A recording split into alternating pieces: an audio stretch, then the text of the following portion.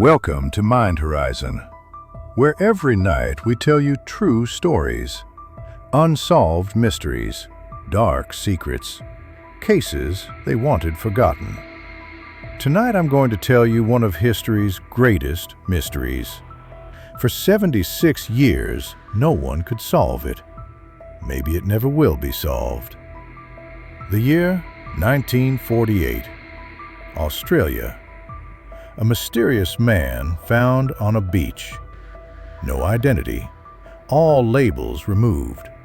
A coded note in his pocket, and one word, TamámShud. It is finished. Who was this man? Why did he die? And most importantly, who killed him? The FBI couldn't solve it. Cryptography experts couldn't solve it. For 76 years, the world wondered who this man was. In 2022, DNA testing finally revealed his identity. But we still don't know. Why did he die? Tonight I'm going to tell you this story from the very beginning. Every detail, every suspect, every mysterious clue. Get comfortable, turn off the lights, and follow me, because this story won't let you go. Chapter 1. The Body on the Beach. December 1st, 1948, Tuesday morning, Adelaide, Australia. Somerton Beach is quiet and peaceful. Early morning hours. The sun hasn't fully risen yet. Two people go out for a walk on the beach. John Lyons and his wife. Same route every morning. A peaceful walk along the ocean. But this morning is different. On the sand, leaning against a seawall facing the ocean, they see a man wearing a suit, his neck slightly tilted back, motionless. Probably drunk, John says. One of those who drink every night. His wife agrees. But something is strange. The man's posture, too motionless, too dead. They approach. John nudges the man. No response. He checks for a pulse. Nothing. The man is dead. But the strange thing is, apparently no wounds, no blood, no signs of struggle. Just dead. John runs to call the police. 7 o'clock. Police arrive at the scene. Detective Lionel Lean takes the case. Lean is an experienced detective, 20 years in this business. But this case, this is different. He begins examining the body. At first glance, it looks like a normal death. Maybe a heart attack, maybe a stroke. But then he starts noticing strange details. The man has money in his pocket, not a small amount. This isn't a normal robbery. In his pocket, a bus ticket, purchased from Adelaide Station, yesterday, November 30th. A pack of unopened cigarettes, matches, a comb. But no identification. No identification at all. No wallet, no driver's license. Nothing with a name on it. Strange, Lean says. Who goes around without a wallet? Then he notices something even stranger. The man's clothing. The suit is very high quality, good fabric, expensive. But all the labels have been removed.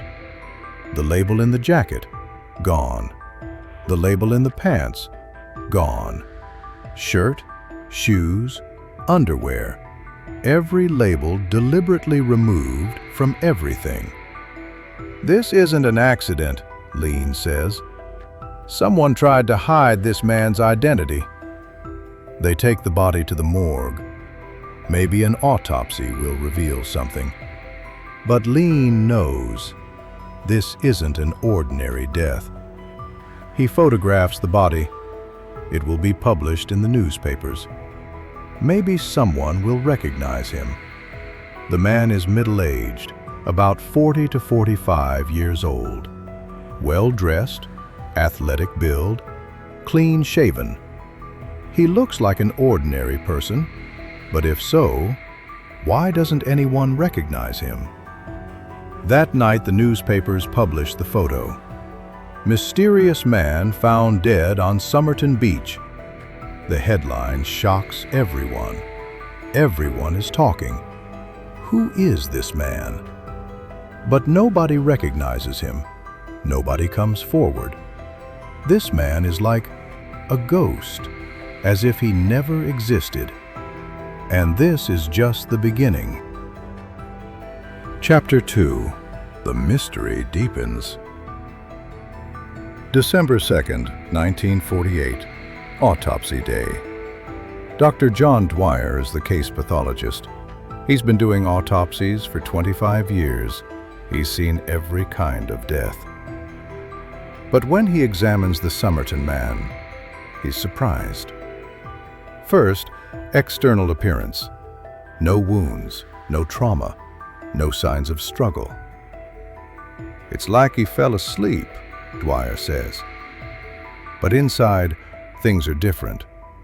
The man's spleen is very enlarged, 3 times normal size. What does this mean? Either there's a serious illness or poison. Dwyer examines the stomach. There's partially digested food, pasty, onions, bread. He ate his last meal a few hours before. But beside the food, there's something else. A strange smell, bitter almond smell. Cyanide? Dwyer tests all the organs, takes blood samples, does toxicology tests. But the result? Nothing. No cyanide, no arsenic, no strychnine, no known poison. This is impossible, Dwyer says. The man appears poisoned, but no poison can be detected.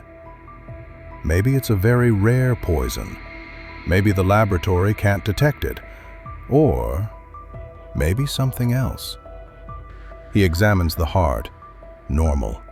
Lungs. Normal. Brain. Normal. Why did this man die?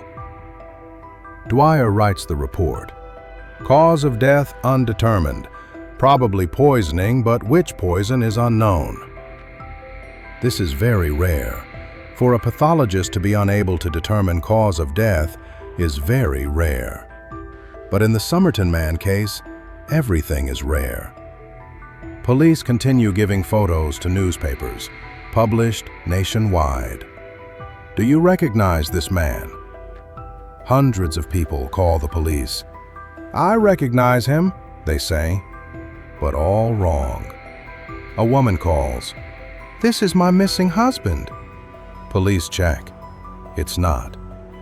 A man calls. This is my former co-worker. Wrong. Everyone sees a face, but nobody can find the right one. Weeks pass. 2 weeks pass. Nobody comes forward. This man is as if he never lived in the world, as if he never had a family, as if he never had friends. And then, a police officer notices something very important. December 14th.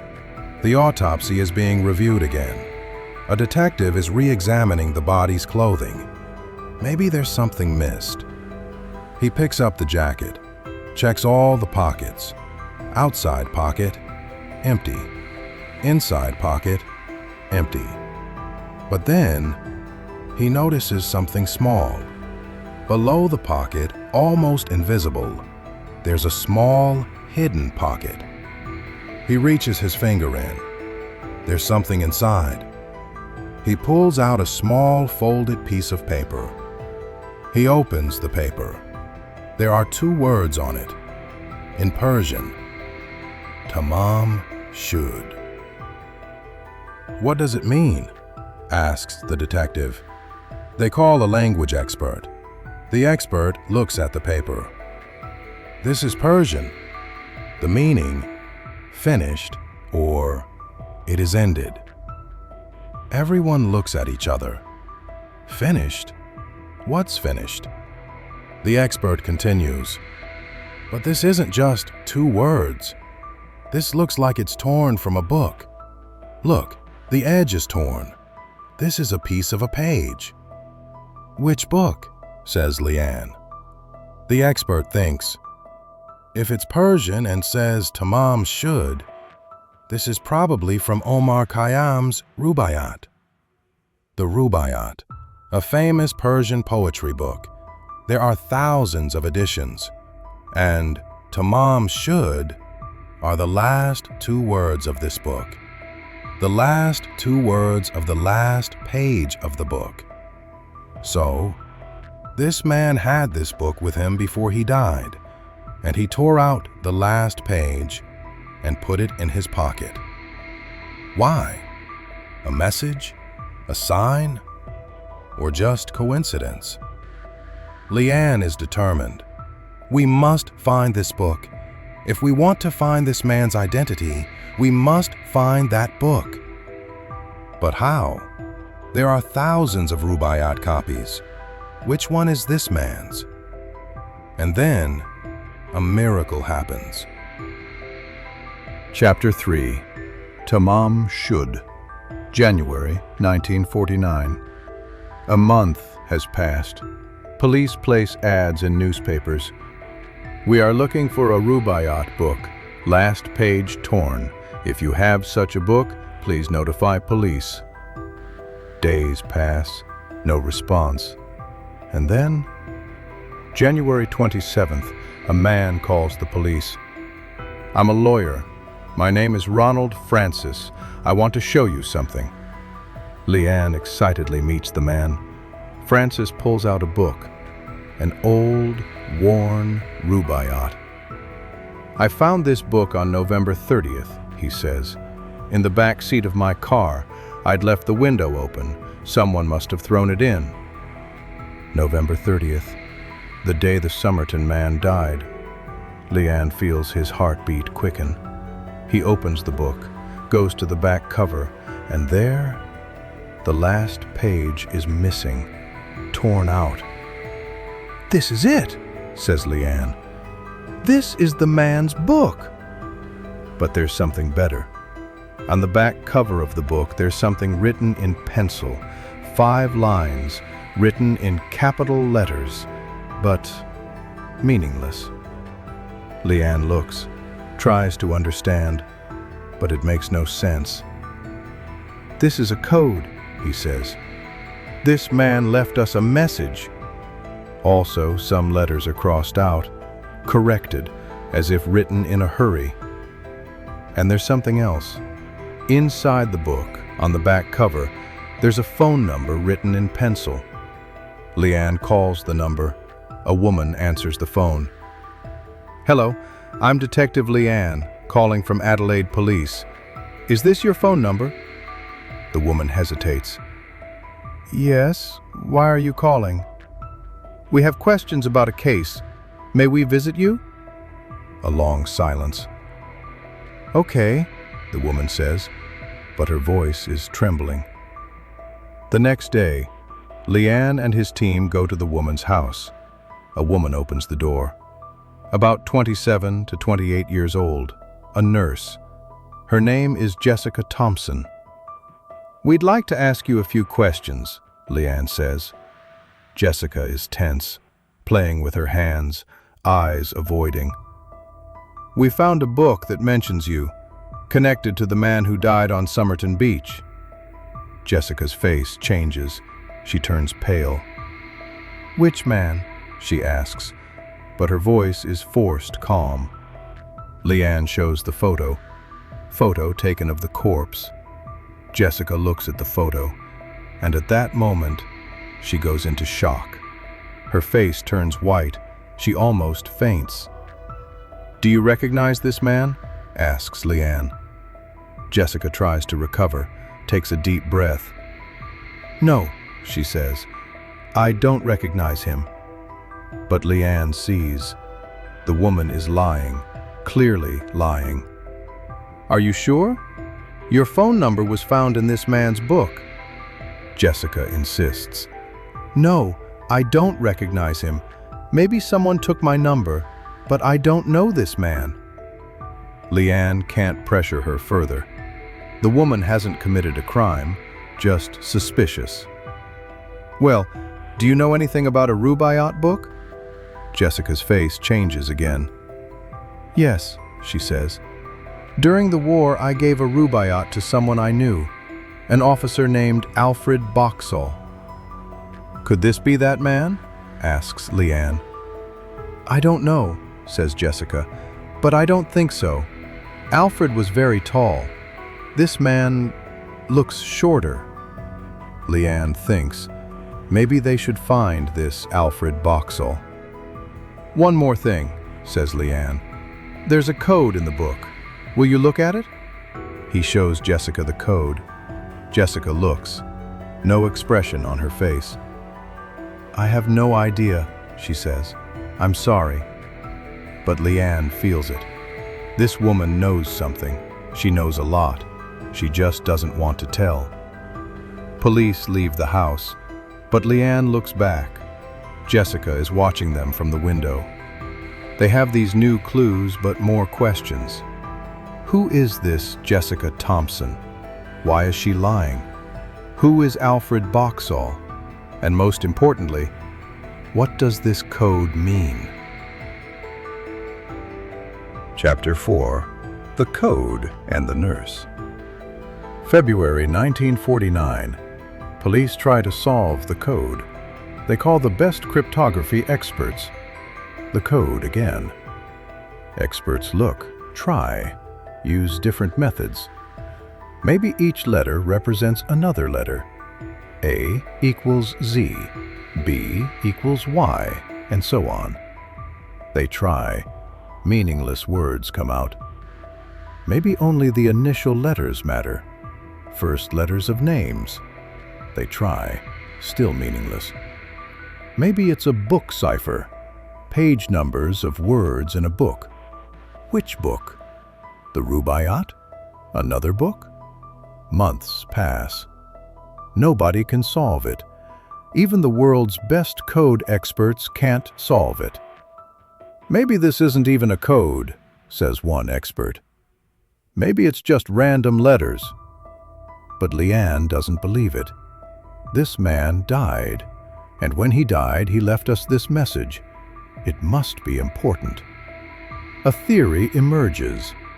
Maybe this is a love letter. The letters are a secret message sent to a woman. Something like, "I love you?" But nobody is sure. Meanwhile, police are looking for Alfred Boxall. If Jessica gave him a Rubaiyat, maybe this man is the Somerton man. They search for weeks. Finally, they find him. Alfred Boxall lives in Sydney, alive and well. Leanne reaches him. "Did you receive a Rubaiyat from Jessica Thompson during the war?" "Yes," says Alfred. "It should still be around. Wait." He finds the book, still intact, last page in place. This isn't Alfred's book. So, the Somerton man's book came from someone else. Maybe Jessica is lying. Maybe she gave the book to someone else too. Or maybe the Somerton man stole the book. Leanne will question Jessica again, but this time more firmly.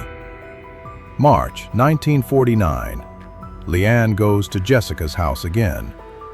"Mrs. Thompson, I need to talk to you again." Jessica is tense again, but this time more controlled. "We found Alfred Boxall," says Leanne. "His book is still intact. So the Somerton man's book came from someone else." Jessica is silent. "You gave that man a book, didn't you?" Jessica's eyes fill with tears, but she doesn't speak. "Mrs. Thompson, a man died. If you know something, please tell us." Jessica shakes her head. "I don't know. I swear I don't know." But Leanne sees. The woman is about to cry. "Was that man special to you?" he asks quietly. Jessica doesn't answer, but her silence is an answer. Leanne understands. This is a love story. Jessica is married. She has a husband, a small child. But the Somerton man, maybe he was her former lover. Maybe they met during the war. Maybe they had a relationship, and then something happened. They separated. Jessica married someone else, built a new life. But the Somerton man came back, tried to find her, and then died. But why? Who killed him? Leanne asks another question. "What did you do during the war?" Jessica hesitates. "I was a nurse." "Just a nurse?" Jessica's face hardens. "Yes, just a nurse." But Leanne keeps digging. He investigates Jessica's past, and he finds something interesting. Jessica worked in a military hospital during the war, but she wasn't just an ordinary nurse. She was involved in special assignments, secret projects, coded communications. Maybe Jessica wasn't a spy, but she worked with spies. And 1948, the Cold War is beginning. Tension is rising between Russia and the West. Maybe the Somerton man was a spy. Maybe he was trying to find Jessica. Maybe someone killed him, another spy. This is just a theory, but it makes sense. Police try every avenue, but nothing advances the case. By the end of 1949, the case is officially stopped. Unsolvable, they say. The Somerton man's identity remains unknown. Unknown man is written on the grave. Jessica Thompson continues her life, but something has changed. Neighbors say, "She's not like before, always sad, always distracted." In 1995, Jessica dies, age 73, takes her secret to the grave. But the story isn't over, because in the 21st century, technology advances, DNA testing advances, and in 2022, finally, the identity will be found. Chapter 5. The Truth That Never Came. The year 2009, 61 years later, a new generation of detectives reopens the case. A retired detective named Jerry Feltis. "I'm going to solve this case," he says. He reviews all the files again.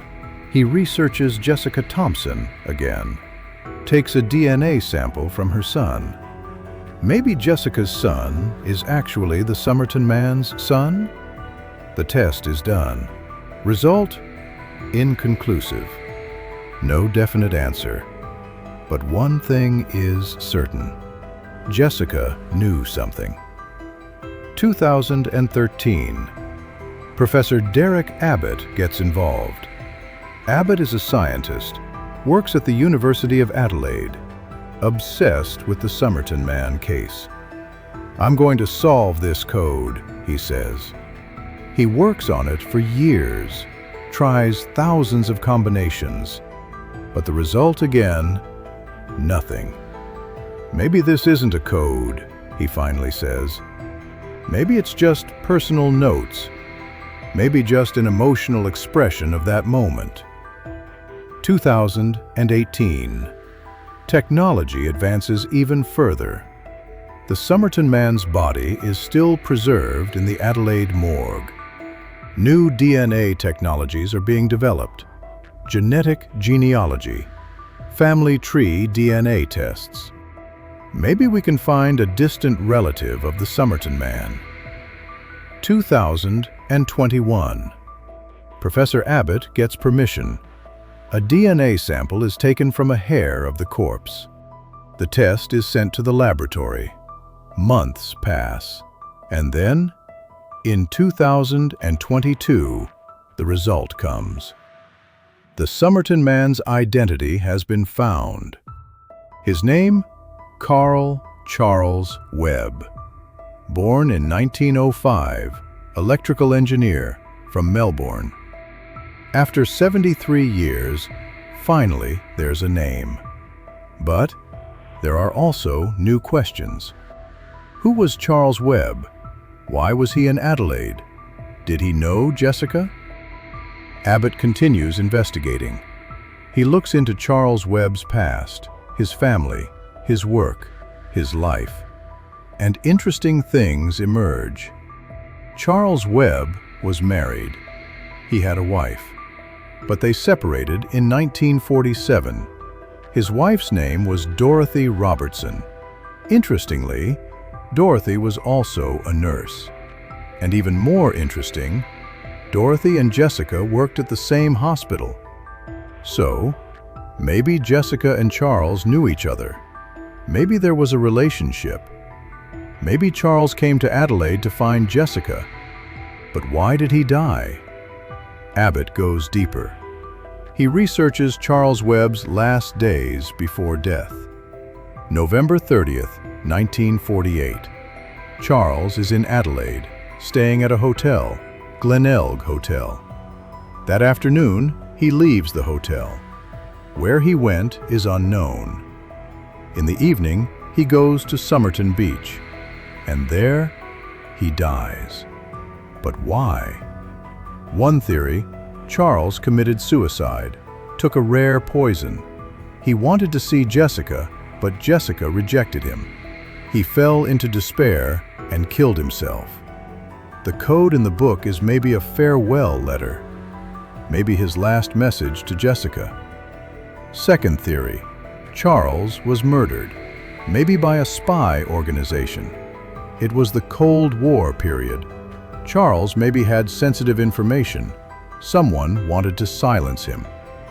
Third theory, accident. Charles took a medication, wrong dose, died by accident. His hiding his identity was for another reason. Which is true? Nobody knows. 2023. Abbott talks to Jessica's son. The son's name is Robin. Did your mother know Charles Webb? Robin hesitates. I don't know. My mother never mentioned it. Did she ever talk about the Somerton man case? Robin thinks. Once, when I was a child, I asked. I'd seen it in the newspaper. I asked, Mom, who is this man?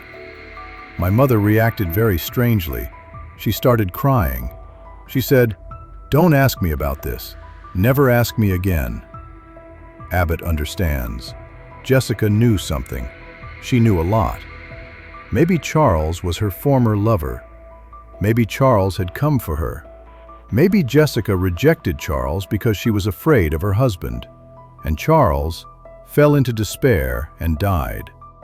Or maybe Jessica killed Charles. Maybe her husband killed him. But there's no evidence. No evidence at all. 2024. Today. 76 years later, we still don't know. Why did Charles Webb die? Who killed him? What does the code mean? Maybe we'll never know. Maybe some secrets will remain forever. But one thing is certain. The Somerton man case will remain one of history's greatest mysteries. Does this story teach you something? Some people live their lives as a secret, and they leave their deaths as a secret too. Charles Webb was such a man. For 73 years, nobody knew who he was. Now we know who he was. But we still don't know why he died. Maybe that piece of paper in his jacket, TamámShud, it is finished, was a message for us. Some stories don't end. They just stop. If you enjoyed this story, please like and subscribe. Every week I'll tell you new, true stories. Tell me in the comments, Why do you think Charles Webb died? Suicide? Murder? Or just an accident? See you in the next story. Good night.